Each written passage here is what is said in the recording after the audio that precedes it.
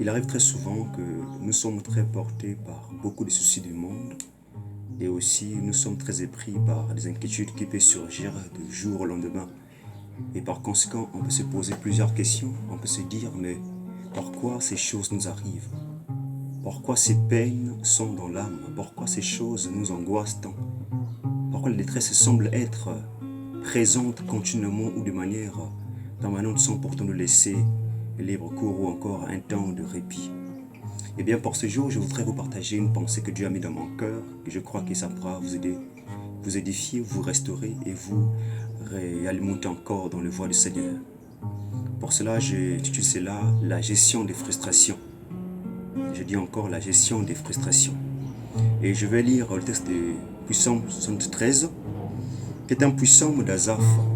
Asaph l'a écrit et il a présenté son cœur par rapport aux différentes frustrations qu'il traversait et les soucis qui l'embêtaient constamment.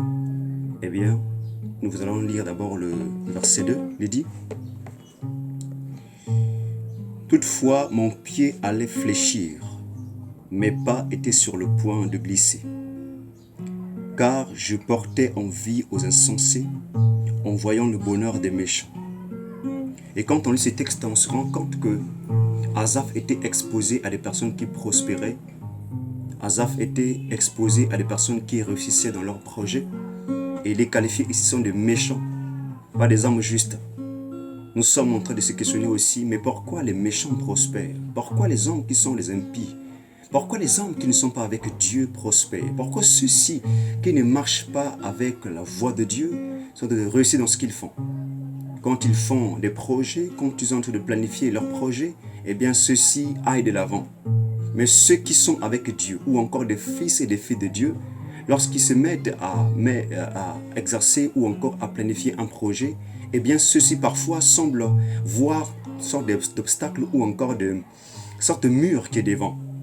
Et Asaph dit ceci que mon pied allait fléchir et mes pas étaient sur le point de faire quoi? De glisser.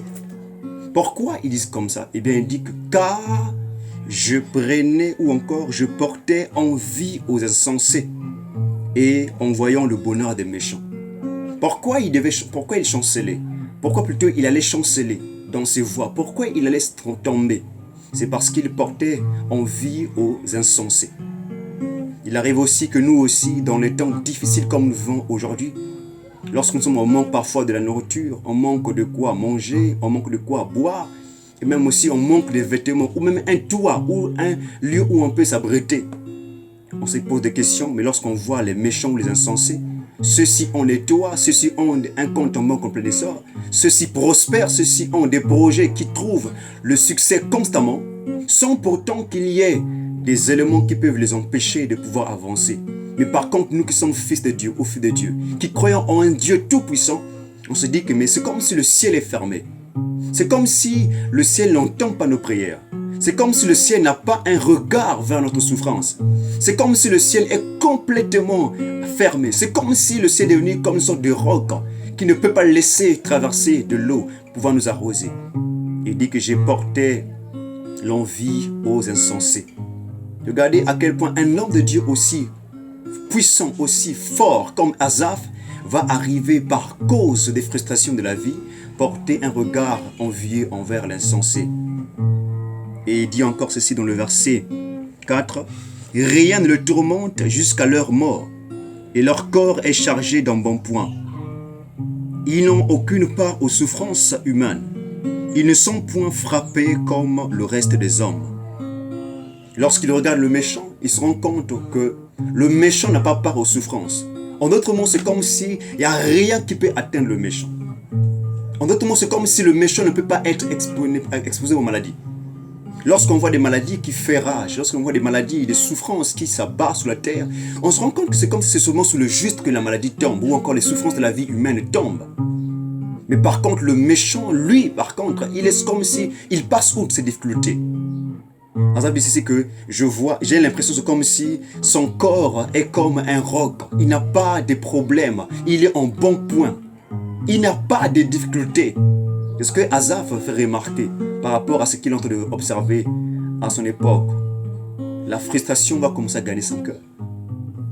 La frustration va commencer à enrager son cœur, au point où il est dit en amont qu'il portait maintenant envie aux méchants. Nous aussi, on peut se dire, mais pourquoi moi je n'arrive pas? Pourquoi je commence à entreprendre, mais je n'arrive pas à arriver au succès? Et pourtant, j'ai étudié tout le marché. Et pourtant, j'ai mis à l'exécution, à obéir à tous les principes qui étaient affiliés à ce que je voulais à entreprendre. Mais par conséquent, je n'arrive pas au succès. Mais quand le méchant, lui, s'élève, il planifie ses projets machiavéliques, mais lui, il arrive au succès. Qu'est-ce qui fait que lui, il réussit et moi, je ne réussis pas? On peut arriver au même état d'esprit que Esdras. Les frustrations peuvent commencer à nous gagner. Plusieurs, surtout dans le pays, qui sont dirigés par des dictateurs, par les gens qui n'ont pas le cœur pour la population, arrivent parfois à compromettre parce que quoi? Parce que lorsqu'il essaie de prendre le chemin droit, lorsqu'il essaie de prendre le retour, lorsqu'il essaie de regarder à gauche et à droite, il ne voit aucun succès, il ne voit aucune issue. Et par conséquent, la frustration gagne son cœur. Et la suite sera quoi? Les compromis. Il ne pourra pas arriver à atteindre dans la voie droite que Dieu lui a affectée, parce que les frustrations vont prendre son cœur. La souffrance devient tellement si horrible au point où son âme n'est plus en repos. La souffrance devient tellement si horrible et la prééminence dans son cœur, dans son âme, dans ses pensées, dans ses motivations, au point où il n'a plus de repos. Même dans le sommeil, la souffrance l'accompagne. Asaph a vécu ces choses-là. Quand je regardais la souffrance qui atteignait d'autres personnes qui étaient des justes, mais le méchant ou encore l'insensé réussissait, il s'est questionné, mais pourquoi c'est ainsi? Il dit encore ceci dans le verset 12, au verset 13 et au verset 14, dit « Et ainsi sont les méchants, toujours heureux. Ils accroissent leur richesse. » Au verset 12, c'est ce qui était dit. Ils sont toujours heureux. Quand on le voit, ils n'ont pas de problème. Et pourtant, c'est ce que l'on va voir. Vous aussi dans votre parent, d'autres pays ou encore dans votre ville, vous regardez celui qui parfois pille la richesse du pays, parfois pille la richesse de ceux qui sont dans le quartier. Parfois, ils aggriment des enfants, ils font des sacrifices humains, ils tuent, ils volent, ils violent, ils abusent des personnes. Mais ceux-ci ne sont toujours heureux. Ils sont toujours heureux, c'est ce que dit Asaph, ils sont toujours heureux. Et qu'est-ce qu'il dit encore? Ils accroissent leur richesse. Leur richesse ne fait que s'accroître, ne fait que subir l'ascendance au lieu de subir la descendance ou encore au lieu de subir l'abaissement. Leur richesse ne fait que s'accroître, s'accumuler en notre monde. Verset 13 dit ceci que c'est donc en vain j'ai purifié mon cœur et que j'ai lavé mes mains dans l'innocence. Et lorsqu'il voit toutes ces choses-là, il arrive à une conclusion. C'est comme si j'ai commis comme une sorte d'erreur de purifier mon cœur, d'être vrai avec Dieu, de marcher avec Dieu, de l'intégrité, de garder mon cœur intègre devant Dieu. C'est comme si c'est en vain. Il dit ceci que c'est donc en vain que j'ai purifié. Pourquoi il arrive à cette conclusion-là? C'est parce que lorsqu'il voit sa situation, ça ne change pas. Il attend le mariage, mais le mariage n'arrive pas. Il attend le travail approprié, mais le travail approprié n'arrive pas. Il reste là, il est en train de méditer, de sortir, d'aller chercher, d'aller se battre pour pouvoir trouver un rendement assez intéressant pour sa vie, mais rien n'arrive. La conclusion arrive, c'est quoi? Il se dit, mais j'ai commis une erreur, certainement, de mettre ma confiance en Dieu. Il arrive à une conclusion qui serait très néfaste dans son âme. Il plonge son âme dans l'angoisse parce que quoi? Il dit encore, c'est que c'est comme si c'est en vain que j'ai purifié mon cœur. Je me suis préservé de la corruption. Je me suis préservé de ce qui n'était pas conforme à Dieu. C'est en vain que j'ai fait ces choses. Verset 14 dit ceci que chaque jour je suis frappé. Tous les matins, mon châtiment est là. Tous les jours, chaque matin quand je me réveille, le mal est toujours là, mon châtiment est toujours là. Il vit des crises, il vit des temps tellement critiques, au point où ces questionnements sont tellement frappants. Il va dire, c'est en vain que j'ai purifié mon cœur. C'est enfin en vain. C'est comme si c'était inutile de garder mon cœur pur, de garder mon cœur droit, de garder mon cœur innocent, de garder mon cœur sans corruption, sans compromis. C'est comme si c'était en vain que j'ai fait ces choses. Mais il sera surpris comme vous et moi quand on arrive à ce genre de crise. Il sera surpris. C'est là qu'il va dire ceci que jusqu'à ce que j'eusse pénétré dans le sanctuaire de Dieu et que j'eusse pris garde au sort final des méchants. Oh mes bien-aimés, Le remède, c'est lorsqu'on rentre dans la maison de Dieu. Lorsqu'on fait recours à Dieu. En d'autres mots, lorsqu'on tourne notre regard pleinement à lui. Et c'est lorsque Dieu révèle son secret dans nos cœurs, le sort final de méchant. C'est là qu'on commence à revoir les choses au clair. Parce que lorsqu'on voit tout ce qu'il fait, lui, il réussit. Mais nous qui sommes droits, qui sommes justes, qui se disons que nous sommes pour nous innocents dans l'affaire, on ne prospère pas. Mais quand nous engageons un pas de rentrer dans la maison de Dieu, lorsqu'on vient dans le Christ, lorsqu'on vient s'impliquer à lui, lorsqu'on s'engage à lui, c'est là que Dieu révèle son secret, le sort final du méchant. Et c'est là qu'on se rend compte qu'on s'est cogné, on s'est lamenté pour rien. Les amis, moi aussi j'étais comme ça, ou encore j'ai subi ce genre de choses. Je me suis dit, mais pourquoi je ne prospère pas? Pourquoi ma vie semble comme si je ne fais que patiner, revenir sur la même chose? Mais Dieu a commencé à parler à mon cœur.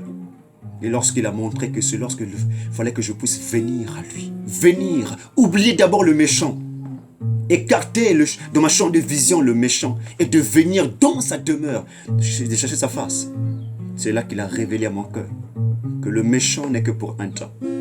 Et après cela, il finit par partir. Asaph va vivre cela, il va encore dire au verset 18. Oui, tu les places sur des voies glissantes. Tu les fais tomber et les mets en ruine. Verset 19. Et quoi? En un instant, le voilà détruit. Ils sont enlevés, anéantis par une fin soudaine. Oui, le méchant bien qu'il prospère, mais tôt ou tard, toi, tu l'as placé sur des voies glissantes. Et tôt ou tard, il finira par tomber. Il va être éradiqué. Mes amis, peu importe que vous souffrez, peu importe votre angoisse, peu importe votre tristesse, quand Dieu vous révélera le sort du méchant, vous allez vous rendre compte qu'il n'est pas là pour toujours. Même si votre patron est un chef tellement cadique, un homme dur, un homme méchant, même si votre mère, votre père, ou encore votre entourage, ou encore votre ville semble être comme un roc qui ne peut pas laisser l'eau douce pour vous arroser, tôt ou tard, ces choses vont finir par tomber. Asaph a repris courage. C'est lorsqu'il est revenu à entrer, à chercher la face de Dieu. La bonne manière de gérer la frustration, c'est de venir auprès de Dieu, de répandre le cœur et de laisser Dieu pour vous montrer la révélation qui attend le sort final des méchants. Pas pour pouvoir se glorifier, pour pouvoir se moquer d'eux, mais pour réaliser à quel point que ces personnes ou encore ces êtres ne sont pas infinis, ce sont des êtres qui sont finis. Et il va dire au final, pour moi, m'approcher de Dieu, c'est mon bien. Je place mon refuge dans le Seigneur l'Éternel, afin de raconter toutes ses œuvres. C'est le verset 28 des Psaumes 73. Venez à Dieu. C'est ce que Dieu m'a dit aussi pour mon cas. Rentre à la maison, demeure, viens simplement dans mon sanctuaire et dépose ton cœur et tu trouveras la révélation qui concerne le sort du méchant.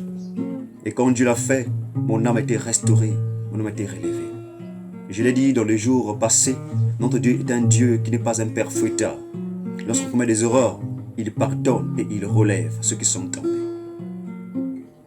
Père, nous te prions pour ceux qui sont attristés.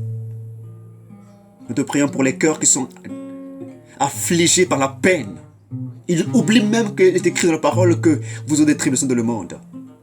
On se dit qu'on ne pourra pas subir des choses difficiles. Mais la parole nous dit clairement que le juste, le malheur lui atteint souvent, mais Dieu l'en délivre toujours. Que celui qui est attristé, que celui qui est abaissé, qui n'a plus la force de parler, le courage de pouvoir t'exposer son cœur, de venir dans ton sanctuaire afin de recevoir la révélation du méchant. Seigneur, je te prie que ce matin, que ce jour, tu relèves, tu restaures, tu rénoves les cœurs de tes enfants qui sont souffrants en paix. Entends ces cris, entends leurs cris dans le lieu secret, dans leur chambre, dans leur travail, dans le lieu silencieux, dans le désert où ceux-ci traversent. Fortifie-les et relève-les. Rafraîchis leur cœur parce que tu es Dieu. Au nom du Christ Jésus. Amen.